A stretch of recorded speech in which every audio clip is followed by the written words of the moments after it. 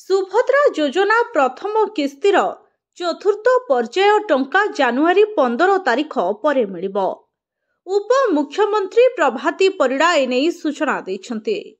तेबे एने निर्दिष्ट तारिख घोषणा करा जाय नहीं। मार्च 31 तारिख सुधा आवेदन कले एका थरके दुईटी किस्तिर टंका मिलिबो।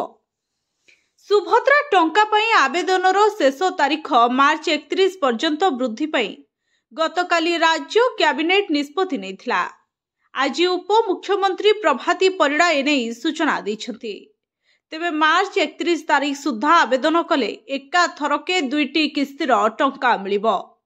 जानुआरी 15 तारिख परे सुभद्रा योजना प्रथम किस्तिर चतुर्थ पर्याय टंका मिलिबो बोली प्रभाती परिड़ा कहिसन्ते। तेबे एने निर्दिष्ट कोनोसी तारिख घोषणा करा जाय नहीं। सुभद्रा टंका पाई गाँवर शेष हिताधिकारी आवेदन कला जाए पंजीकरण चलिबो। 2,76,000 महिला विभिन्न कारणरू सुभद्रा टंका पाइबारु वंचित होइछन्ते। एमानंको बाद पड़िबा पछर कारण विधिबद्ध भावे केही आवेदन करिनथिबा ओ आवेदन पत्र रे देइथिबा तथ्य सह प्रकृत तथ्यर तालमेल रहुनथुबा सरकारक पक्षरु सूचना मिलिछि। तेबे सरकारी स्तर रे जांच सह त्रुटिर संशोधन करा जाउछि। जांच और संशोधन प्रक्रिया जानुआरी 15 पर्यंत चलिबो।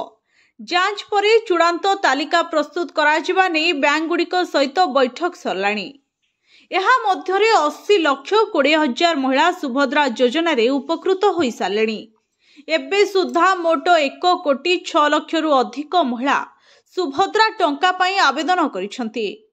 जांच और संशोधन करी सबु योग्य हिताधिकारी को शामिल करबा पई लक्ष्य रखिसंती राज्य सरकार। Bureau report STV Odia.